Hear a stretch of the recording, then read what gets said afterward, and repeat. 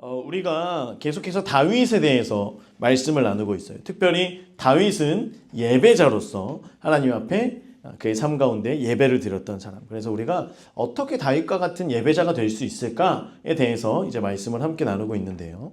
지난주에 이제 라마나엿의 그 임재를 우리가 보면서 다윗이 계속해서 다윗의 장막 가운데 왜 그는 24시간 예배를 사모했을까?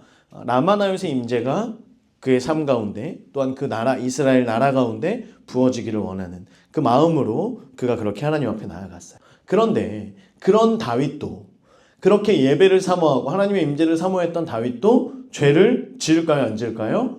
지었어요. 너무 감사하죠. 다윗이 아무런 죄도 짓지 않았으면 너무 우리와 거리가 먼 사람처럼 나는 이런 예배는 드릴 수 없을 것 같은, 그런데 심지어 나중에 이제 보시면 아시겠죠. 우리보다 어떻게 도대체 이런 일이, 모두 다 알고 있죠. 자, 어떻게 이렇게 할 수 있을까요? 하는 죄를 이제 짓습니다. 자, 우리가 죄를 지을 때 쓰는 표현이 있는데 죄에 넘어진다라고 하는 표현 들어보셨죠? 죄를 짓습니다. 죄에 넘어진다라고 하는 표현을 써요. 왜냐하면 죄에 넘어진다라고 하는 것, 그러면 죄를 짓고 난 다음에 죄를 지은 사람에게는 옵션이 있다는 거예요.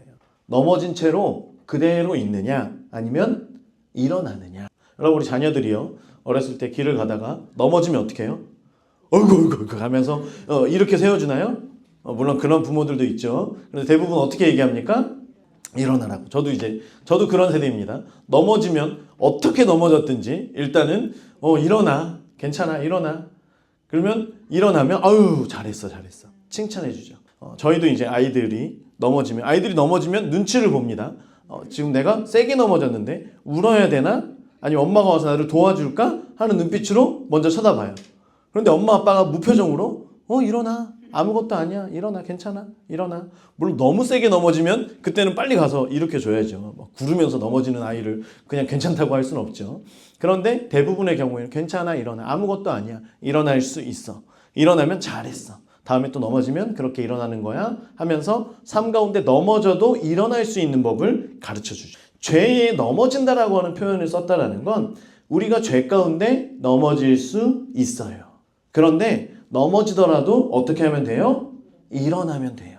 그런데 일어나야 되는 이유를, 물론 우리가 길 가다 넘어졌는데 그럼 너 계속 누워있어? 그리고 엄마 아빠가 가서 다음날 왔는데도 계속 아이가 누워있다, 이건 아니죠. 하지만 우리가 죄 가운데 계속 넘어져 있으면 안 되는 이유가 있기 때문이라고 하는 거예요. 저뿐만 아니라 여러분도 죄를 짓죠. 또 오늘 말씀에 있는 다윗도 그런 죄를 지었다라고 하는 거예요. 그런데 넘어진 채로 우리가 있게 되면 문제가 뭐냐면 그냥 단순히 도덕적으로 우리가 죄를 지었기 때문에 내가 어떤 도덕적인 문제가 있어, 법적인 문제가 있어, 이걸 넘어서서 우리가 넘어지고 나면 그 넘어진 죄로 인하여서 넘어짐을 인하여 그곳에 빈 공간이 생깁니다. 그리고 넘어진 채로 있으면 그 빈 공간이 점점 커지게 되는 거예요. 작은 구멍 하나, 돌멩이만한 작은 구멍 하나가 댐을 무너뜨린다 그러잖아요. 그렇죠? 집에서도요, 여러분, 겨울이니까 이제 집에 저희 집도 이제 우풍이 있습니다. 우풍이 있어요. 저는 약간 부실공사의 산물이라고 생각합니다만 우풍이 있어요. 그래서 가만히 이렇게 거실에 앉아 있다 보면 바람이 이렇게 쓱 들어올 때가 있어요. 그럼 제가 아이들한테 뭐라고 얘기하죠?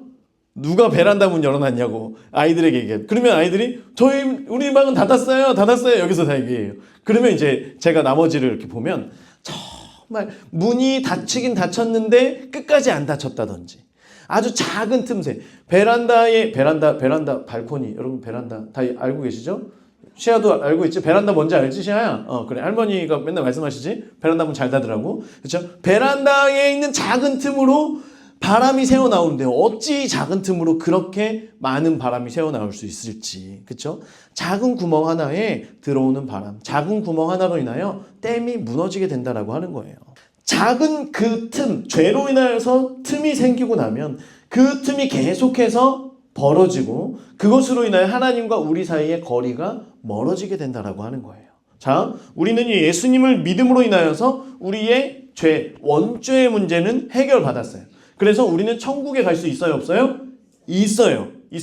우리 모두는 예수 그리스도의 보혈로, 그분께서 나를 대속하심으로 우리의 죄가 십자가에, 그분의 의, 그분의 공로가 나에게. 할렐루야. 얼마나 좋습니까? 그렇기 때문에 우리는 천국에 갈 수 있어요. 그런데 우리가 살면서 짓는 죄, 자범죄라고 얘기합니다. 이 자범죄를 우리가 그대로 두면 이 자범죄 때문에 우리가 지옥 가는 건 아니에요. 그렇죠? 우리가 자범죄로 인하여, 우리가 평소에 짓는 죄들로 인하여서 지옥에 가는 건 아니에요. 그런데 그 자범죄를 그대로 두고 우리가 넘어진 채 있고 하나님과 사이의 거리가 멀어지게 되다 보면 하나님께서 우리에게 주시는 풍성한 복을 누리지 못할 때가 있다라고 하는 거예요. 그래서 우리가 죄 가운데 여전히 머물러 있고 여전히 넘어진 채로 있는 것이 아니라 우리가 빨리 일어나는 거예요.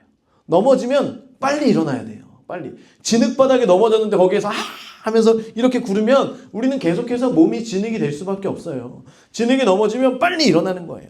빨리 일어날 때 우리가 하나님과의 거리가 더 이상 멀어지지 않게 되고 다시금 하나님 앞에서 그 거리를 좁히고 하나님께서 우리에게 주시는 풍성한 복을 누리며 살아갈 수 있게 되는 줄 믿습니다. 그래서요, 오늘 말씀에 보면 이사야 59장 1절에서 2절. 저 이거 효과를 좀 쭉 낮춰주시겠어요? 이사야 59장 1절 2절 같이 읽습니다. 시작. 여호와의 손이 짧아 구원하지 못하심도 아니요 귀가 둔하여 듣지 못하심도 아니라 오직 너희 죄악이 너희와 하나님 사이를 어떻게 했대요? 갈라놓았고 너희 죄가 그의 얼굴을 가리어서 너희에게서 듣지 않으시게 함이니라. 오직 무엇이 하나님과 우리의 사이를 갈라놓았대요? 죄가. 우리의 죄가 하나님과 우리의 사이를 갈라놓았다라고 하는 거예요. 그래서 하나님과 죄로 인하여 멀어지게 돼요. 멀어지는 것이 곧 저주예요. 하나님과 가까워지면 그게 뭐예요?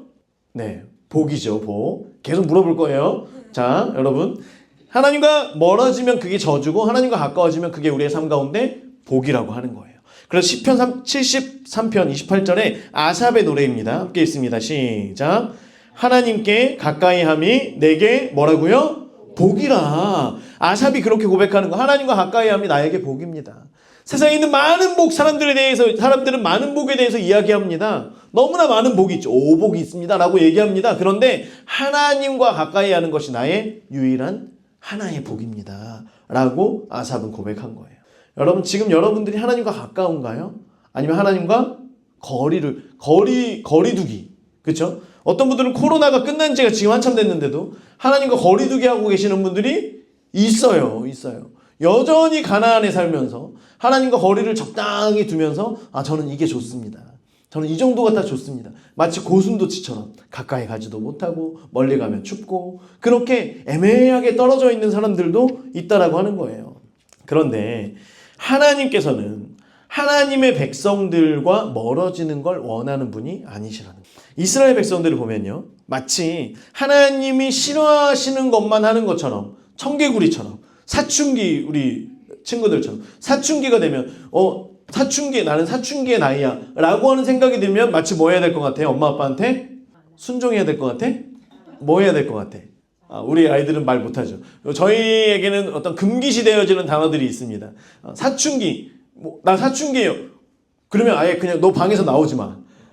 너 앞으로 뭐 먹지 마. 사춘기라서 안 먹어. 앞으로는 너 절대 먹지 마. 저희는 이제 극과 극을 달리기 때문에 사춘기, 물론 이제 어떤 질풍노도의 이런 감정은 올라올 수 있습니다만 그 감정에 계속 빠지는 것을 두지 않아요. 두드려 맞더라도. 그렇죠? 그래서 사춘기가 되면 많은 친구들이 중2만 되면 나는 병에 걸려도 되는구나. 나는 아무도 나를 이길 수 없구나. 라고 생각하면서 많은 사람들이 죄 가운데로 계속 나아가기를, 마치 이스라엘 백성들이 어떻게 그렇게 하나님께서 원하시지 않는 일들만, 하나님이 하지 말라는 것만 계속해서 바알을 섬기다가요, 어떤 왕들이 세워지고 하나님 앞에서 결단하면서 종교개혁을 일으키고 그래서 모든 우상들을 다 헐어버리고 다 태워버리고 그렇게 시간이 많이 지나요. 그래서 이제는 하나님 보시기에도 이제 이 정도 시간이 지났으면 이제는 괜찮겠거니, 수십 년 동안 하나님 앞에서 살아가면서 우상들을 멀리했기 때문에 이제는 그 삶이 되었거니 라고 생각하면 그 다음에 악한 왕이 들어오면 이전보다 훨씬 더, 마치 우리가 아침만 먹고 점심만 먹고 저녁만 준다 그러면 저녁에 마치 세 끼를 다 먹어야 될 듯한 어떤 사명감에 불타는 것처럼 이스라엘 백성들이 그 시간만 지나면 계속해서 우상 섬기기를 너무나 그렇게 행했던 사람들이었다라고 하는 거예요. 여러분 멀어지고 나니까 하나님께서 어떻게 하시냐면 하나님께서 여러분 사랑하지 않으면요. 우리가 학생들이 생각해야 되는 게 부모님이 여러분 사랑하지 않으면 신경 안 써요. 여러분들이 밥을 먹든 안 먹든 뭐 옷을 입고 가든 안 입고 나가든 뭐 아무런 신경을 안 써요. 그렇죠. 그런데 사랑하니까 길 가는 사람들이 여러분들이 길 가다가 풀이 죽어 있어도 길 가는 사람들이 물어봐요? 안 물어봐요. 여러분들이 밥을 먹든 안 먹든 물어봐요? 안 물어봐요. 교회 오니까 집사님들이니까 사랑하니까 물어보고 집이니까 부모님이니까 물어보는 거죠. 하나님께서 이스라엘 백성들 너무 사랑하시니까 잘못된 길로 가고 있는 이스라엘 백성들을 혼내십니다. 몽둥이로 두드려 패세요. 그렇죠? 선지자들을 보내가지고 회개하라고 했는데 회개하지 않고요. 오히려 선지자들을 괴롭히고 죽이고 그러니까요. 하나님께서 이스라엘 백성들을 치십니다. 이방 민족에게 포로로 잡혀가기도 하세요. 그리고 자기들끼리 싸우게 하세요. 그걸 그냥 내버려 두세요. 자기 민족끼리 자기 동족끼리 싸우는 걸 내버려 두세요. 그게 하나님의 진노였는데 그럼에도 불구하고 이스라엘 백성들은 뭐라고 하냐면 하나님이 우리를 버리셨다. 아니 자기들이 하나님을 떠난 거 생각하지 않고 하나님이 우리를 버리셨다라고 얘기하는 거예요. 하나님이 계속해서 선지자들을 보내셔. 계속해서 말씀으로 말씀하세요. 호세아 선지자는 하나님의 마음을 이렇게 말하고 있습니다. 호세아서 6장 1절과 2절 함께 읽습니다. 시작. 오라 우리가 여호와께로 돌아가자. 여호와께서 우리를 찢으셨으나 도로 낫게 하실 것이요 우리를 치셨으나 싸매어 주실 것임이라. 여호와께서 이틀 후에 우리를 살리시며 셋째 날에 우리를 일으키시리니 우리가 그의 앞에서 살리라. 아멘. 여러분 하나님이 찢으신 게 아니에요. 하나님이 치신 게 아니에요. 내가 죄 가운데로 가니까 자연스럽게 찢어지게 된 거예요. 내가 죄 가운데 계속 넘어져 있으니까 계속해서 상한 심령으로 살아갈 수밖에 없는 거예요. 그런데 하나님은 돌아오라고 말씀하세요. 돌아오면 내가 싸매줄 것이라고 하나님께서 우리를 말씀하십니다. 여러분 오늘 제목을 보세요. 넘어지는 건 괜찮아요. 그런데 어떻게 하면 안 돼요? 멀어지면 안 된다는 거. 넘어져도 괜찮아요. 하지만 넘어지면 여러분 죄 가운데 넘어지더라도 나의 연약함 그것 때문에 넘어지는 거 사실은 당연하거든요. 그러면 우리가 거기에서 머물러서 난 이렇게밖에 안 되나 보다. 아니면 넘어지고 나니까 바닥에 있는 진흙탕이 너무 좋아가지고 거기에서 신나가지고 노는 것이 아니라 내가 다시 일어나서 빨리 주님께로 돌아가야 되겠다. 내가 더 이상 멀어지면 내가 안 되겠구나. 이런 마음으로 하나님 앞에 나아가는 그런 심령이 되어질 때 그때 하나님의 복이 우리 가운데 부어지게 되는 줄 믿습니다. 그 복을 누리시기를 주의 이름으로 축원합니다. 여러분 다윗은요 이걸 누구보다 잘 알았어요. 그래서 다윗의 관심은요 늘 하나님과 내가 가까운가 뭔가 지금 내가 가까운가 뭔가 광야에서 있어도요 사울이 다윗을 죽이려고 계속하는 그 상황 속에서도 지금 내가 하나님과 가까운가 뭔가 하나님과 멀어질 생각이 1도 없었던 사람이 바로 다윗이었다라고 하는 거예요. 얼마나 큰 복이에요. 평생 하나님이 나의 목자가 되어주세요 라고 고백했던 사람이 다윗이었다라고 하는 거예요. 그래서 시편 84편 10절 말씀에 다윗은 이렇게 고백합니다. 함께 있습니다. 시작. 주의 궁정에서의 한 날이 다른 곳에서의 첫날보다 나은즉 악인의 장막에 사는 것보다 내 하나님의 성전 문지기로 있는 것이 좋습니다 라고 얘기하는 거예요. 주의 궁전에서의 한 날이 다 너무 좋다고 하는 다른 곳에서의 첫날보다 훨씬 좋습니다. 우리가 하나님을 만났을 때 여러분 기억하시잖아요. 하나님을 깊이 만날 때 물론 지금도 하나님을 만나고 있지만 내가 그것을 몰랐다가 하나님을 딱 알게 되었던 그때 난 정말 죄인이었고 내가 이젠 진짜 구원받았구나 라고 하는 것이 나의 마음속에 훅 들어오는 그때 그 순간에 여러분 그때를 한번 기억해 보세요. 다른 모든 시간보다 그 시간을 생각하면 그 시간이 얼마나 감사한지 하나님 나를 만나주시고 하나님 나를 찾아와 주시고 나에게 그분의 생명을 그분의 핏값을 주셨다라고 하는 걸 내가 너무나 감사하게 되는 그때를 내가 기억할 때 너무나 행복하고 너무나 감사한 거죠.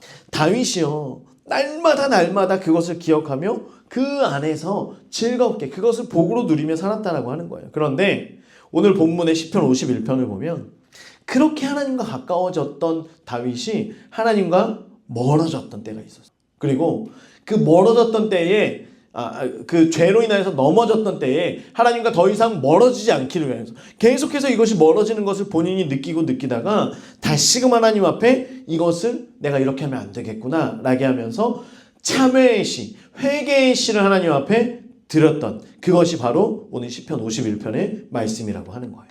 여러분 다윗의 기록을 보면요. 죄를 지었던 기록이 거의 없어요. 거의 없어요. 죄를 정말 짓지 않았을까요? 물론 지었겠죠. 그런데 하나님 앞에서 죄라고 여겨질 만한 죄가 그렇게 진짜 없었던 사람이었다라고 하는 거예요. 그런데 오늘의 그 말씀과 다윗이 죄를 지었던 걸 보면 아니 선무당이 사람 잡는다고 이렇게 한 방에 이렇게 큰 죄를 지을 수가 있나? 라고 싶을 만한 죄를 지금 다윗이 짓는 거예요. 그렇게 하나님과 멀어지게 되고 하나님과 계속해서 멀어질 수밖에 없었던 그 다윗이 하나님께로 돌아와서 이제 이 51편 이후에 다윗의 삶을 보면요. 하나님과 남은 인생을 즐겁게 행복하게 오히려 이전보다 더 가깝게 지냈던 다윗의 모습을 우리가 볼 수 있게 되는 거예요. 여러분 시편 51편의 이 시는 언제 적었던 거냐면 나단 선지자가 그의 앞에 와서 그의 죄를 대놓고 이야기할 때 그의 죄를 고발할 때 그 자리에서 통곡하며 불렀던 노래라고 하는 거예요. 우리가 잘 알고 있는 죄가 있죠. 바로 밧세바를 간음한 사건입니다. 다윗이 광야에 있을 때는 죄를 짓지 않았어요. 왕이 되고 나라가 부강해지고 형통해지니까 죄가 그 틈을 타고 들어옵니다. 이제는 전쟁을 자기가 직접 가지 않아도 될 것 같은 상황이 벌어진 거예요. 될 것 같지 않은 그런 상황이 됐어요. 그래서 이제는 많은 장수들 정말 목숨을 걸 수 있는 장수들 그리고 나갔다 하면 늘 이기고 돌아올 만한 장수들이 많이 있는 거예요. 충성된 장군들이 많이 있었던 거예요. 그런 장군을 하나님께서 붙여주신 거죠. 그러니까 이제는 전쟁에 나가지 않습니다. 그냥 혼자 궁궐에 남아서 낮잠을 자다가 일어나다가 또 자다가 일어나다가 저녁 때 이제 계속 자면 여러분 몸이 삐끄덕거리잖아요. 그렇죠? 그래서 기지개를 켜고 밖에 나왔어요. 이제 해가 뉘엿뉘엿 이렇게 지는데 궁궐에 있는 옥상에서 이렇게 보니까 옆집에 아주 아름다운 미모의 여인이 목욕을 하고 있는 거예요. 여러분 우리가 항상 남자들이 속지 말아야 될 게 있죠. 속지 말자 화장빨, 믿지 말자 조명빨. 여러분 아닌 것처럼 많은 남자들이 여기에 무너지고 평생 동안 내가 그때 속지 말았어야 되는데 저 빼고요. 이런 걸 항상 합니다만 속지 말자 화장빨, 믿지 말자 조명빨. 그때 석양이 비치면서 너무 예뻐 보여. 그 실루엣이 너무 예뻐 보여서 부하들을 통해 저 여자가 누구냐 하니까 우리야라고 하는 장군의 아내라는 거예요. 그러면 우리야 장군 지금 어디 있어? 지금 그 왕의 전쟁에 지금 참여한 장수입니다 라고 얘기하는 잘됐다. 저 여자를 일단 내 궁궐에 데리고 와라 해서 간음을 합니다. 여러분 성경에서 간음이라고 표현되어 있지만 사실은 성폭행이죠. 왕이 가진 그 권력으로 밧세바가 다윗이 말 한마디 하면 밧세바는 침상에 들어갈 수밖에 없는 거예요. 그러니까 그냥 성폭행을 한 겁니다. 그런데 마침 그 성폭행이 임신이 되고요. 임신이 되고 나니까 이걸 덮기 위해서 다윗이 머리를 쓴 거죠.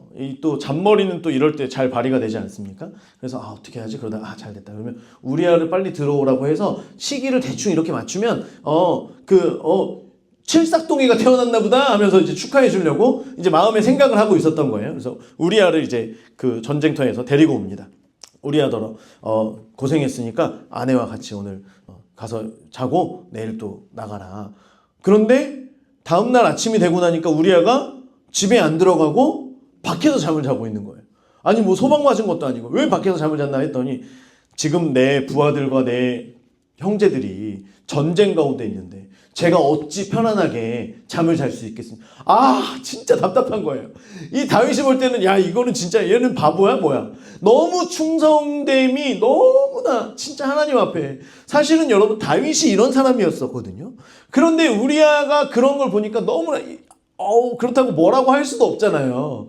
우리의 그 충성됨을 보고 너 바보냐라고 말할 수도 없고. 그러니까 이제 어떻게 하냐면 요압 장군에게 편지를 써서 우리아를 이제 우리가 이 어려운 상황이 되면 우리아를 최전방으로 보내라는 거예요. 그러면 요압이 장수고 다윗과 오랫동안 함께했기 때문에 여러분 오랫동안 함께한 사람들은 눈빛만 봐도 그쵸? 표정 하나만 봐도 지금 이 사람이 뭘 말하는지 알잖아요. 그 편지의 내용을 요압은 잘 이해했어요. understand, 오케이. 그리고 나서 이제 그 상황이 딱 되고 나니까 다른 군인들은 뒤로 좀 무르고 우리아를 앞으로 내세웁니다. 그리고 나서 이제 다윗에게 우리아가 죽었습니다. 성폭행을 했어요. 그리고 살인교사를 했어요. 그리고 나서 이것을 은폐해 버립니다. 위증. 사형이죠, 사형. 이거 완전 사형감이에요. 그런데 여러분 보세요. 그 당시 임금으로서 이것이 물론 잘못된 것이지만 그 당시 임금들, 왕들을 봤을 때 특별히 문제가 되지 않을 수 있어요. 많은 다른 나라의 왕들은 이미 그렇게 하고요. 그리고 다윗이 왕으로서 또 그것을 그렇게 했을 때 사람들이 사실 왕이니까 그런가 보다 라고 이해할 수도 있을 만한 상황이었던 거예요. 그럼 그런데요. 다윗은 그러면 돼요? 안 돼요? 안 돼요. 여러분 보세요. 만약에 제가 다윗과 똑같이 그렇게 했다면 돼요? 안 돼요? 왜 안 돼요? 여러분은요? 그러면 누가 더 안 돼요? 다윗은 더 안 돼요. 왜냐하면 다윗은 하나님 사람이었죠. 다윗은 예배자였잖아요. 다윗은 그러면 안 되는 거예요. 여러분 사람들은 얘기해요. 아니 목사님 세상을 안 직장생활 안 해보셨죠? 직장생활 해보면요.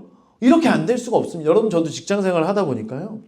너무나 많은 일들이 있을 수밖에 없고요. 이해가 되는 거예요. 이 사람들이 예배를 새벽 예배나 어떤 이런 예배들을 제대로 드리지 못할 수도 있구나. 제가 그 상황에 있다 보니까 진짜 밤 12시 넘어서 퇴근을 하고 6시에 출근을 하고 또 12시 넘어서 퇴근을 하고 이거를 계속 하다 보면요. 새벽 예배에 가서 앉아 있는데 내가 지금 여기가 어딘지 잠깐 예배 시간에 잠깐 졸고 눈 떴는데 1시간이 지나버리고 그러면서 많은 성도들이 이런 삶을 살다가 보면 신앙을 지키는 것, 하나님 앞에 예배자로 세워지는 것이 어려울 수 있겠구나. 그래서 저는 일을 그만뒀었어요. 그래서 우리가 많은 분들이 얘기해. 아니 너무나 많은 기독교인들이 너무 세상에 그걸 몰라서 그래요. 여러분 세상 사람들은 그렇게 살 수 있어요. 그런데 하나님의 사람은 그러면 안 되는. 예수 믿는 사람은 다르다는 말이 있어야 된다라고 하는 거예요. 우리의 삶 가운데 예배가 세워지고 하나님의 임재가 우리 가운데 부어지고 그래서 성령의 기름 부심이 우리 가운데 부어짐을 통하여서 우리의 삶이 바뀌고 나면요. 많은 사람들이 어쩐지. 저도 이제 그럴 때가 저도 이제 밖에 가서 처음부터 저를 목사라고 얘기하지 않습니다. 왜냐하면 목사라고 얘기하면 굉장히 말도 조심해야 되고요. 굉장히 조심스러워할 게 많습니다. 그리고 어떤 분들은 이제 기독교에 반대하시는 분들은 편견을 갖고 보기 때문에 또 그렇고 제가 이제 또 복장도 이제 뭐 항상 이렇게 좀 이렇게 뭐 이상하다는 게 아니라 어쨌든 그래서 잘 얘기를 하지 않아요. 그런데 사람들과 이제 이렇게 얘기를 하다 보면 나중에 사람들이 그런데 혹시 뭐 어떤 일 하세요? 목사입니다. 어쩐지. 이거는 사실 저의 어떤 행실보다도 말투나 어떤 이런 게 좀 그런 이미지가 있었던 것 같아요. 그런데 여러분 우리가 살아가면서 그런 얘기 들을 때 있죠. 어쩐지 예수 믿는 사람은 다르다. 어쩐지 그런 줄 알았어. 이런 얘기 여러분 들어본 적 있으신가요? 없으시다면 앞으로 들려야 돼요. 우리가 이런 얘기가 들려야 돼요. 없다면 지금 나의 삶이 어디에 있는가? 내가 하나님과 거리가 뭔가 한번 돌아보셔야 됩니다. 여러분 세상 사람과 하나님의 사람들은 다르게 살아가는 거예요. 그렇기 때문에 다윗이 죄를 짓고 죄로 인하여 하나님과 끊어지고 하나님과 멀어지는 그런 상황 가운데 하나님께서는요. 세상에 있는 많은 사람들이 똑같이 그렇게 산다고 할지라도 교회 다니는 사람들도요. 세상 사람들보다 더하다라고 하는 소리를 들으면서 살아가고 있는 그런 많은 세상들 속에서 하나님께서는 다윗과 멀어지는 걸 원하지 않으셨어요. 그래서 누구를 보내세요? 나단 선지자를 보내세요. 나단이 와서 얘기하는 거예요. 왕이시여 판결을 좀 해주셔야 돼요. 무슨 일인데? 어떤 집에 부자가 있는데 양을 헤아릴 수 없을 만큼 많은 부잣집이 있었고요. 그 옆집에는 양 한 마리, 암양 한 마리만 가지고 있는데 이 사람들이 얼마나 이 양을 사랑하냐면 심지어 잠을 같이 잡니다. 양이랑? 여러분 양을 안고 자면 따뜻하겠죠. 그래서 그런가요? 아무튼 같이 잔다는 거예요. 이 정도로 양을 너무나 사랑하는 그 집이 있다는 거예요. 그런데 어느 날 이 부잣집에 손님이 왔어요. 그리고 양을 내줘야 되는 그런 상황이 됐는데 자기의 양이 아까워서 옆집에 있는 그 양을 가지고 와서 잡아서 손님을 대접했다는 거예요. 왕이 얘기를 듣자마자 이런 놈이 세상에 어떻게 이런 사람이 있을 수 있냐. 그 사람은 이 유대인의 법은 4배로 갚아주는 거예요. 남의 것을 훔쳐오면 4배로 갚는. 4배로 갚고 더해서 그 문제를 해결해라. 라고 나단에게 얘기를 하는 거예요. 그러니까 나단이 어떻게 합니까? 그게 바로 왕 당신입니다 라고 얘기를 하는 거예요. 두둥. 넷플릭스가 아니죠. 자, 왕의 궁궐에 여자가 없습니까? 아내가 없습니까? 왕이셔 우리아는 밧세바가 하나님께서 주신 물된 동상 같은 여인입니다. 눈에 넣어도 아프지 않은 그런 사랑하는 여인입니다. 그 여인을 왕이 성폭행하고 심지어 우리아까지 죽이지 않았습니까? 그래서 하나님께서 저를 보내셔서 당신의 죄를 드러나게 하십니다. 여러분, 다윗이 그 죄가 폭로가 되었을 때 다윗에게는 선택이 있었어요. 첫 번째, 이것을 은폐할 수 있어요. 우리 군대에서 은폐 많이 하잖아요. 그렇죠? 은폐! 그러면 어디든지 가서 어디든 숨어야 돼요. 막 가다가 은폐! 그러면 진짜 바닥에 요만한 돌멩이 있어도 그 돌 뒤에 가서 이렇게 숨어야 돼요. 여러분, 왕이 가진 권력으로요. 나단이 지금 자신을 질책하고 자신의 죄를 드러내는 그 상황을 다 덮을 수 있어요? 없어요? 있어요. 실제로 많은 선지자들이 왕에게 충언하기 위해 하나님 말씀을 말하기 위해서 갔다가 왕들이 죽이는 경우들이 굉장히 많이 있었어요. 다윗도 할 수 있었어요. 감출 수 있었어요. 나단을 죽이고 혹시라도 주변에 있는 신하들이 있다면 다 죽이면 돼요. 그게 왕들이 하는 일이에요. 아니면 나단을 죽이고 다른 신하들한테 무슨 말인지 알지? 알아 몰라. 이러면 딱 끝나는 일이에요. 은폐할 수 있었어요. 두 번째는 회개할 수 있었어요. 자신의 죄를 하나님 앞에 자복하고 엎드려 회개할 수 있었어요. 여러분, 다윗은 그 순간에 나단 선지자가 왕이시여 이렇게 말하고 나서 내일까지 결정하십시오 이렇게 하지 않았어요. 왕의 죄를 이야기했을 때 다윗은 바로 그 자리에서 뭘 선택해요? 회개를 선택해요. 그 자리에서 통곡하면서 내가 여호와께 죄를 범하였습니다 라고 자복해요. 여러분, 이게 상황이 뭐냐면, 자, 나단과 선지자와 왕이 다윗이 있어요. 궁궐이 있고요. 아무도 없다고 해요. 예를 들어서 나단이 당신들 다 나가시오 해서 다윗이 괜찮아. 그리고 둘이만 있었다라고 해요. 나단이 딱 얘기를 했어요. 그러면 다윗이 하고 나단과 둘이서만 이야기를 하고 마무리를 지을 수 있어요? 없어요? 있어요. 그리고 그렇게 했어도 하나님께서 용서해 주실까요? 안 해주실까요? 용서해 주셨을 것 같아요. 그런데요, 다윗의 위대함이 여기에 있어요. 다윗은 그 자리에서 통곡하면서 궁이 떠나가도록 울부짖은 거예요. 울부짖은 거예요. 사람들이 무슨 일? 나단이 지금 무슨 다윗을 때렸나? 다윗한테 혼냈나? 무슨 일인가? 사람들이 궁금해할 정도로 다윗이 그곳에서 통곡을 하면서, 그것도 모자라서요, 시편 51편을 기록을 한 거예요. 후대에 있는 많은 사람들이 다윗의 죄를 다 알 수 있도록. 여러분, 그냥 보세요. 그냥 그때하고 다윗의 궁에 있는 사람들만 알고 거기에서 서로 다윗을 향한 그 마음들이 얼마나 좋았겠어요. 여러분 보세요. 제가 만약에 죄를 지어가지고 여기서 여러분들은 제가 이런 제가 성폭행을 했습니다 하면, 여러분 밖에 가지고 우리 목사님이 말이야, 더테이블교회 목사님이 안 그런 줄 알았는데 극동방송에 맨날 나와가지고 말만 그렇게 하지, 이렇게 하면서 여러분 다 퍼뜨리실 건가요? 대답이 없기 때문에. 그런데 준수는 안 그렇잖아. 준수는 내가 그 죄를, 그래 목사님도 그럴 수 있어, 그럴까? 자, 그런 사람들이 사실은 궁에 가득해. 사실 아무리 통곡을 해도 거기에서 죄가 거기에서 끝날 수 있어요. 충분히. 서로 신하들끼리 우리 말하지 말자. 여러분, 좋은 교회는요, 제가 건강한 교회들을, 요즘 목사님들을 많이 만나서 교제를 하다 보면 건강한 교회들은요, 죄가 밖으로 안 나간대. 가정교회를 제가 이제 말씀을 드리잖아요.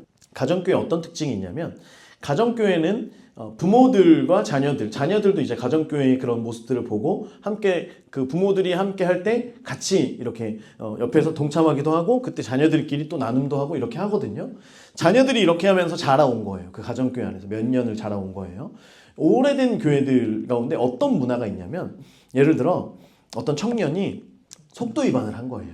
다윗처럼 밧세바처럼 임신을 하게 된 거예요. 그래서 결혼을 하게 된 거예요. 그런데 이걸 사람들이 뜬금없이 결혼할 때, 우리는 옛날에는 안 그랬는데 요즘에는 그런가? 라고 이제 사실 생각을 하거든요. 겨울에, 한겨울이나 한여름에 결혼하면 이상한가? 아니면 신부가 생각보다 너무 살쪘거나 배가 볼록하거나 하면 똥배는 아닌 것 같은데, 이런 생각을 요즘에 많이 하거든요. 그런데 가정교회는 어떤 문화가 있냐면, 부모님들이 물어본대, 자녀들한테. 야야야, 그 걔 혹시 엄마 엄마 입만 뻥끗해봐. 엄마 이런 얘기만 해봐. 가만 안 둬. 이렇게 하니까 엄마가 그래 아니야. 아예 그런 얘기 자체를 아예 못하게 자녀들이 그 문화가 생긴 거예요. 그래서 그 자녀들끼리는 알아요. 청년들 그룹 안에서는 서로 알아요. 그런데 어떤 이런 연약함이나 어떤 부족함이나 이런 것들이 그 그룹 밖으로는 절대 새나가지가 않는데 이게 좋은 교회의 특징이에요. 그럼 제가 앞으로 저의 죄를 여러분들께 낱낱이 소상히 말씀드리더라도 이 안에서만 있게 되기를 부탁을 드립니다. 자, 그래서 그런 얘기를 들을 때 이게 가정교회 진짜 교회의 공동체 문화잖아요. 여러분 성숙하지 않은 교회는요. 우리가 회개 역사, 평양 대부운동에 대해서 말씀드렸잖아요. 회개 역사가 일어날 때 사람들이 여기저기서 회개가 터져 나오고 자신의 죄를 고백하는데 여러분 이게 성숙하지 않은 교회는요. 밖에 나가가지고 이것을 얘기하기에 바쁜 거예요. 우리 교회 있잖아. 우리 목사님 있잖아. 안 그렇게 생겼는데 말이야. 하면서 밖에 사람들한테 이것을 마치 내가 알고 있는 좋은 것을, 좋은 비밀을 방문 판매 가는 사람들이 얘기하는 것처럼 이걸 막 얘기하는 그런 교회들이 있어요, 없어요? 있어요. 그러다 보니까 교회 안에서 회개의 역사나 성령의 기름 부으심이 있어도 입을 닫을 수밖에 없는 거예요. 왜냐하면 내가 내 죄를 얘기했다가 지난번에 어떤 장로님이 죄를 사람들 앞에서 내가 이런 죄가 있었습니다라고 우리 그룹 모임하는데 한마디 고백했다가 그게 완전히 해가지고 장로님이 정말 어려움을 당했던 그런 기억이 있기 때문에 우리 교회가 아니고요. 그렇기 때문에 다른 누구도 자신의 죄를 고백하려고 하지 않아요. 무언가 얘기하려고 그러면 나 그런 일 없어요 라고 하면서 마치 거룩한 사람인 것처럼 계속 이런 사람들이 이런 교회들이 너무나 많이 있다는 거예요. 여러분 그런데 심지어 다윗은 시편 51편에 이것을 낱낱이 기록을 하는 거예요. 후대에 누가 보더라도 다윗의 이 죄가 숨겨질래야 숨겨지지 않을 수 있는 오히려 더 이것을 드러내는 다윗의 그런 고백이 여기 말씀 가운데 있습니다. 시편 51편 1절 말씀 우리 성경책 한번 볼까요? 1절 함께 읽습니다. 시작. 하나님이여 내 죄악을 지워주소서. 아예 1절부터 주의 은혜를 따라 주의 긍휼하심을 따라 주의 인자를 따라 나의 죄를 지워주세요. 7절 시작. 우슬초로 나를 정결하게 하소서. 내가 정하리이다. 나의 죄를 씻어주소서. 내가 눈보다 희리이다. 아멘. 그리고 9절도 한번 읽어볼까요? 9절 시작. 주의 얼굴을 내 죄에서 돌이키시고 내 모든 죄악을 지워주소서. 다윗은 철저하게 회개했던 사람이었다는 거예요. 여러분 그런데 다윗은 왜 이렇게 회개했을까요? 왜 이 수치스러움을 선택했을까요? 이렇게 안 해도 되잖아요. 다윗에게는 분명한 기준이 있었다라고 하는 거예요. 우리 오른쪽에 두 번째 시편 84편 밑에 같이 있습니다. 다윗은 시작. 다윗은 왕위를 잃는 것보다 하나님을 잃는 것이 더 어떻게 했다고요? 무서웠다는 거예요. 사람들로부터 손가락질 받는 것보다 하나님의 얼굴이 나로부터 돌려지는 것, 하나님께서 나로부터 고개를 돌리시는 그것이 더 두려웠던 사람이 다윗이었다라고 하는 거예요. 민수기 6장에 보면 여호와는 내게 복을 주시고 너를 지키시기를 원하며 그 얼굴을 내게 비추사 은혜 베푸시기를 원하고 그 얼굴을 내게로 향하여 두사 평강 주시기를 원하노라. 하나님의 얼굴이 날마다 자기를 향하여 있고 목자가 양을 향하여서 그 얼굴을 비추는 것처럼 하나님의 얼굴이 날마다 나를 비추시고 그래서 그 임재가 날마다 나의 삶 가운데 함께하기를 원하는 그 다윗의 마음이 세상 사람들로부터 다윗 너는 맨날 예배자라면서 너는 맨날 그렇게 하라고 하면서 결국에 너는 죄를 지었잖아 라고 하는 그 손가락질 비난보다도 다윗은 하나님을 잃어버릴까봐 하나님께서 그 얼굴을 다른 곳을 향하여 돌리실까봐 하나님의 그 등불이 다른 곳을 향하여 갈까봐 그게 너무나 두려웠던 사람이었다라고 하는 거예요. 여러분 내 삶의 광야보다 내 삶의 다른 사람들의 손가락질보다 더 무서운 것은 내 영혼의 광야, 내 영혼이 하나님과 멀어지는 것. 다윗은 이걸 알았기 때문에 더 철저하게 하나님 앞에 무릎 꿇었던 사람이었다라고 하는 거예요. 다윗은 하나님께 가까이 함이 내게 복입니다 라고 하는 그 말씀. 내가 모든 것을 다 잃어. 설령 내가 이것을 위하여서 이것 때문에 왕위를 잃더라도 내가 이것 때문에 평생 동안 사람들에게 비난을 당할지라도 나는 하나님을 잃어버리지 않겠습니다. 그 결단을 했던 사람이었다라고 하는 것입니다. 여러분 다윗이 이렇게 철저하게 하나님 앞에 회개했던 이유는 네 가지를 빼앗기지 않고 싶었기 때문이에요. 여러분 우리가 여러분 아래쪽에 우리 주보에 기재되어 있는데요. 첫 번째 함께 한번 읽어볼까요? 시작. 다윗은 성령을 빼앗기고 싶지 않았어요. 시편 51편 11절 말씀 제가 읽어드릴게요. 나를 주 앞에서 쫓아내지 마시며 주의 성령을 내게서 거두지 마소서. 다윗은 알았어요. 사울에게 있던 성령이 떠나고 악령이 들어올 때 사울이 어떤 삶으로 그의 생이 맞춰졌는지, 얼마나 비참하게 그의 인생이 망가졌는지를 그는 똑똑히 보았던 사람이에요. 그래서 내가 왕이 아니더라도 나는 살 수 있다. 그런데 성령 없이는 나는 살 수 없습니다. 그 고백이 다윗 가운데 있었다라고 하는 거예요. 자, 두 번째는 뭐죠? 시작. 다윗은 구원의 즐거움을 빼앗기고 싶지 않았습니다. 다윗은 구원의 감격, 구원의 즐거움을 빼앗기고 싶지 않았어요. 12절 말씀을 보면요. 함께 읽습니다. 시작. 주의 구원의 즐거움을 내게 회복시켜 주시고 자원하는 심령을 주사 나를 붙드소서. 아멘. 여러분, 구원받는 것 그리고 구원의 즐거움으로 사는 것, 이것은 좀 다르죠. 우리가 구원받았지만 날마다 그것을 기억할 때에 내가 마음이 기쁘고 매일매일 그것을 인하여서 내가 구원의 즐거움으로 살아가다가 우리가 죄 가운데 있으면 하나님과 멀어지게 되고 그 구원의 기쁨이 사라지게 되는 순간이 있다는 거예요. 구원은 사라지지 않았지만 구원의 즐거움이 사라지는 그 순간이 있다라고 하는 거예요. 다윗은요, 그 기쁨을 잃어버리고 싶지 않았어요. 그 즐거움을 다시 회복시켜달라고 하나님 앞에 기도했던 사람이었어요. 또한 세 번째 같이 있습니다. 시작. 다윗은 찬송을 빼앗기고 싶지 않았습니다. 15절 말씀 같이 읽습니다. 시작. 주여 내 입술을 열어주소서. 내 입이 주를 찬송하여 전파하리이다. 죄를 짓고 나면 찬송이 막혀요. 찬양이 막혀요. 여러분, 다윗은 찬송의 사람이었어요. 찬양하던 사람이었어요. 그래서 내 입에서 찬송을 회복시켜 주십시오. 내 입에서 끊어진 찬송을, 죄를 짓고 나서요, 이 모든 과정들을 행하고 살인하고 또한 이것을 은폐하고 이렇게 하고 나단이 자신을 질타하고 자신의 죄가 드러나고 나니까 이것이 깨달아졌던 거예요. 아, 내가 성령을 빼앗기고 있었구나. 아, 내가 구원의 즐거움을 빼앗기고 있었구나. 아, 나의 삶 가운데 어느 순간 내가 날마다 흥얼거리던 그 찬양, 그 예배가 끊어지고 있었구나 라고 하는 걸 다윗은 깨달았던 거예요. 여러분, 우리가 죄 가운데 있지만 죄를 짓고 나서 우리가 찬송할 수 있다면, 죄의 문제가 해결되지 않았는데 하나님과 거리가 여전히 먼데 우리가 찬송할 수 있다라고 하면 그것은 마치 사이코패스와 같은 거예요. 사이코패스. 우리 영화에 보면요, 사이코패스들은 살인을 저지르고 뭐 집에 와서 손을 씻으면서 콧노래를 부르죠. 하면서 클래식을 틀어놓고 뭔가 이렇게 보면 우리가 야, 저런 사람들이 있나 라고 생각될 수 있잖아요. 똑같은 거예요. 죄를 짓고도 우리가 흥얼거리며 하나님을 찬양한다라고 할 수 있다면 그건 영적인 사이코패스와 같은 거예요.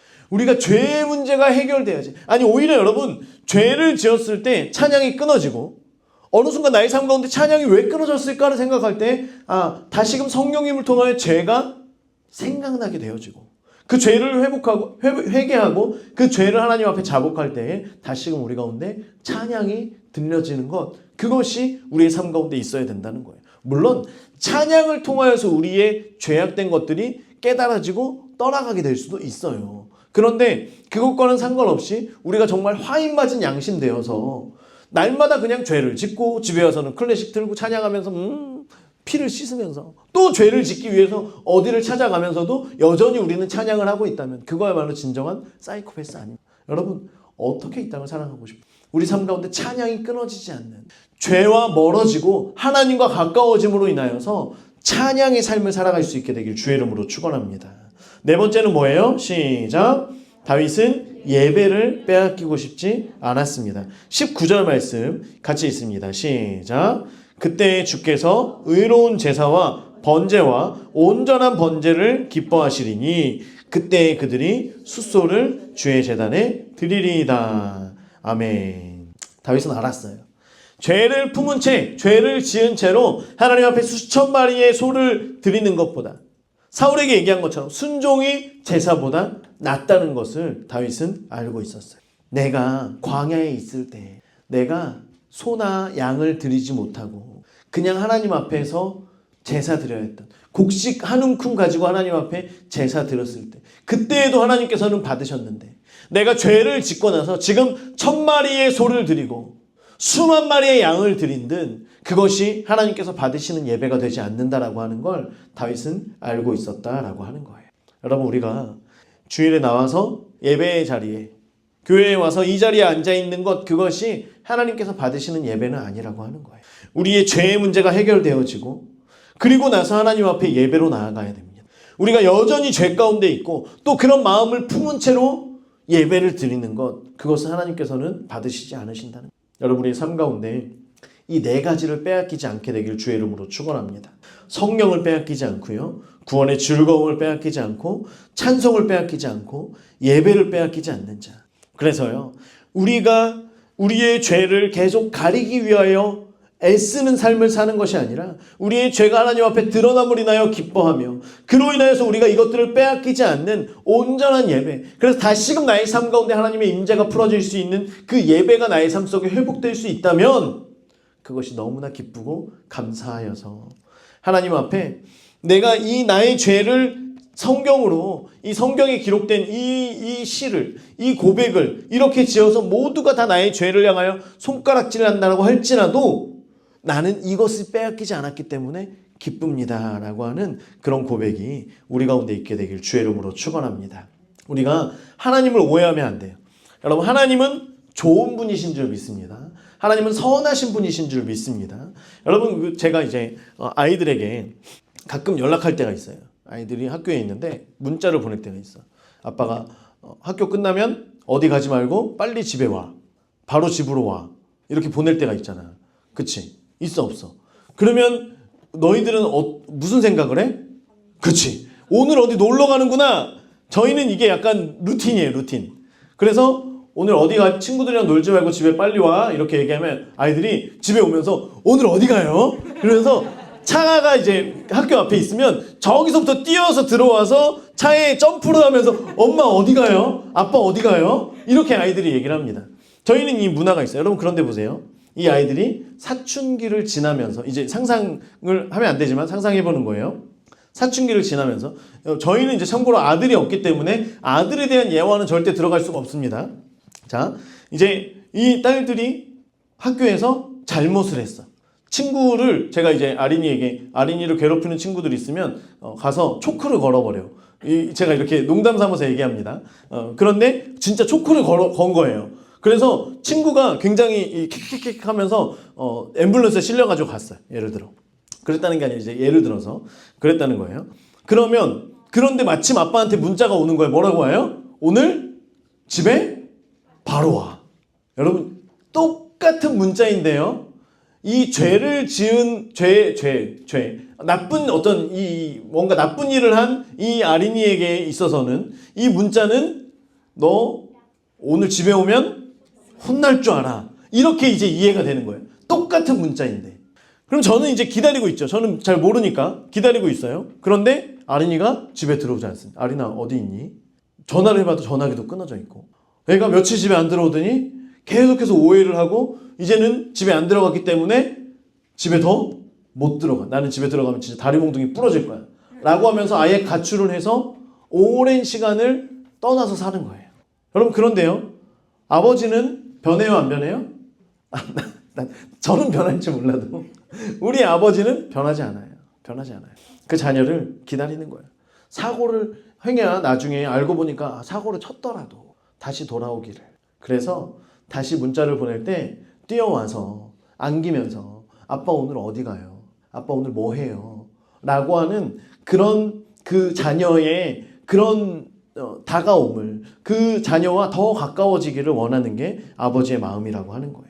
와서 한마디, 아빠 내가 잘못했어요. 그거 하나면 아빠는 충분하다는 거예요. 시편 51편 17절 말씀을 우리가 함께 읽습니다. 우리 이 말씀을 가지고 우리가 한 주일 동안 또 기도하면 좋겠는데요. 같이 읽어봅니다. 시작. 하나님께서 구하시는 제사는 상한 심령이라. 하나님이여 상하고 통회하는 마음을 주께서 멸시하지 아니하시리이다. 아버지는 성공해서 돌아오는 자녀만 기다리지 않아요. 나중에 아린이가 나갔다가 가출했다가 몇 년 있다가 정말 벤츠를 타고 와서 아빠 벤츠 좋아하잖아 하면서 이거를 아버지가 원하는 게 아니에요. 죄 짓고 깨어지고 상했어도 아빠 하면서 와서 아빠의 품에 안기는 그 자녀를 하나님께서는 기다리신다라고 하는 거예요. 그래서 깨끗한 심령만 하나님 앞에 나아갈 수 있을 것 같고 깨끗한 심령만 가서 하나님의 품에 아빠의 품에 안길 수 있을 거라는 그 착각을 우리가 벗어야 돼요. 그래서 상한 심령이라도 아빠한테 와서 혼나면 되지. 한번 혼나면 되잖아. 그치? 한번 두드려 맞으면 되지 뭐. 그냥 혼나더라도 내가 아빠에게 가서 아빠의 품에 안겨서 그 안에서 내가 살아야 되겠다라고 하는 그 마음으로 우리가 하나님 앞에 나아가게 됩니다. 여러분 말씀에 보면 이제 우리가 항상 회개합니다라고 하는 표현을 써요. 회개합니다. 여러분 회는 무슨 회일까요? 이거 말고요. 먹고 싶은 회 말고요. 뉘우칠 회예요. 뉘우칠 회. 개는 뭐냐면 고치다, 개선하다, 고치다, 개선 이 개예요. 그래서 회개 뉘우치고 고치는 거예요. 그런데 많은 사람들이요 뉘우치는 것까지는 잘해요. 저도 그렇죠. 뉘우치는 것까지는 너무 잘해요. 하나님, 성령님, 저의 죄를 떠올리게 해주세요. 막 떠올라요. 오호, 잘못했습니다. 까지는 잘해요. 그런데 개가 잘 안 돼요. 개가 안 돼요. 개가. 이것을 고치는 삶이 잘 안 되는 거예요. 가룟 유다가 보세요. 가룟 유다는 은 30냥에 예수님을 팔고 나중에 제사장들 앞에 은 30을 던지면서 내가 무고한 피를 팔았다라고 하고 죄를 뉘우쳐요. 죄를 깨닫고 죄를 뉘우쳐요. 이게 우리는 회개인 것 같지만 그의 삶은 죄를 뉘우치고 나서 그리고 개를 하잖아요. 고치는 삶으로 나아가지 않고 어떻게 해요? 가서 자살하죠. 죽습니다. 그냥 그렇게 끝나버려요. 실패한 인생이에요. 그런데 똑같이 예수님을 모른다고 3번이나 부인하고 대놓고 부인하고 꼭끼용 하면서 예수님이랑 눈도 심지어 마주쳤어요. 아 너무 부끄러워. 예수님 없을 때 부인하다가 하면은 그냥 내가 그럴 텐데 그 순간에 예수님이랑 눈이 마주쳤어. 예수님이 거봐 너 부인할 거라 그랬지. 3번 할 거라 그랬지. 이게 꼭끼용 함께 눈이 마주쳤어요. 그런데 어떻게 해요? 베드로는 통곡하고 뉘우쳤어요. 했어요. 그리고 나서 개를 했어요 안 해요? 했어요. 그 남은 평생을 복음 전하며 살아갔어요. 심지어 나중에 순교당하는 순간에도 내가 어찌 예수님과 같이 십자가에 매달릴 수 있겠습니까? 그러면서 거꾸로 십자가에 매달려서 죽었던 사람이었어요. 여러분 다윗은 어땠나요? 시편 51편은 뉘우치는 게 이루어졌어요. 그렇죠? 51편에 뉘우치는 게 이루어졌어요. 그러면 다윗 삶 가운데 개가 있었냐? 자꾸 개라는 단어가 우리가 조금 그렇지만 개가 좋아요? 회가 좋아요? 둘 다 좋아요. 그렇죠? 둘 다 맛있습니다. 자, 그런데 보세요. 개가 있었냐 없었냐. 자, 열왕기상 15장 5절 같이 있습니다. 시작. 이는 다윗이 햇사람 우리아의 일 외에는 평생의 여호와 보시기에 정직하게 행하고 자기에게 명령하신 모든 일을 어기지 아니하였습니다. 여러분 성경에 이렇게 기록이 되어 있다는 거예요. 다윗의 인생에 대해서 성경은 이렇게 평가하고 하나님은 이렇게 말씀하십니다. 햇사람 우리아의 일, 그 일 외에는 평생의 여호와 보시기에 정직하게 행했다는 거예요. 회개, 진정한 회개가 그의 삶 가운데 이루어졌다라고 하는 거예요. 자신의 삶을 통하여서 내가 이제는 다시 돌이키고 내가 이제는 이 예배의 삶을 다시금 회복하겠습니다. 하나님과 멀어지지 않겠습니다라고 하는 그 삶을 다윗은 살아냈다라고 하는 거예요. 여러분 이러한 회개가 우리 가운데 있게 되길 주의 이름으로 축원합니다. 성령님께서 우리를 뉘우치게 하시면 우리가 결단하는 거예요. 그리고 진짜 그런 삶을 살아가는 거예요. 말씀을 마무리합니다. 여러분 우리가 넘어질 수 있어요 없어요? 있어요. 넘어져도 괜찮아요. 일부러 넘어지지 않잖아요. 넘어질 수 있어요. 하지만 넘어지면 다시 일어서고요. 내가 넘어지는 것보다 멀어지기를 더 두려워할 수 있는 저와 여러분 될 수 있길 주의 이름으로 축원합니다. 우리 이제 반주 준비해 주세요. 우리가 자꾸만 뉘우쳐도 개로 나아가지 않기 때문에 나중에는 뉘우치는 것조차 하지 않으려고 하는 그런 마음들이 생길 수도 있어요. 그런데 여러분 우리가 죄 앞에서 포기하지 마세요. 죄와 싸우는 것을 포기하지 않기를 주의 이름으로 축원합니다. 그냥 싸우려다가 또 안 되고요. 다음에 목사님 그렇게도 해봤는데 또 안 되고요. 또 죄를 짓고 또 넘어지더라고요. 여러분 괜찮아요. 100번 1000번 넘어지더라도요. 다시 일어나세요. 죄가 자꾸만 저의 삶 가운데 들어오고 반복했던 죄가 해결된 줄 알았는데 또 그 죄 가운데 넘어져도 괜찮아요. 네가 이기나 내가 이기나 한번 보자. 계속해서 선포하고 계속해서 축사하고 계속해서 하면 결국에는 이기는 거예요. 예수 그리스도의 이름이 승리하게 되는 줄 믿습니다. 여러분 우리가 다윗처럼 우리의 죄를 자복하며 나아갈 수 있게 되길 바라요. 그래서 우리가 그렇게 자복하는 심령을 하나님 앞에 나아갈 때 우리 가운데 성령의 능력을 하나님께서 회복하게 하시는 줄 믿습니다. 구원의 즐거움을 다시금 회복시켜 주시는 줄 믿습니다. 우리의 입술 가운데 찬양을, 그 노래를 계속해서 끊이지 않게 하시는 줄 믿습니다. 우리의 모든 예배가 하나님의 임재가 임하는 하늘이 열리는 그 예배로 우리 가운데 부어주실 줄 믿습니다.